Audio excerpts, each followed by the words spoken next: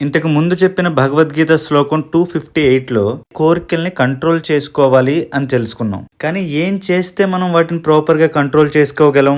విషయా వినివర్తంతే నిరాహారస్య దేహినః రసవర్జం రసోప్యస్య పరం దృష్ట్వా నివర్తతే.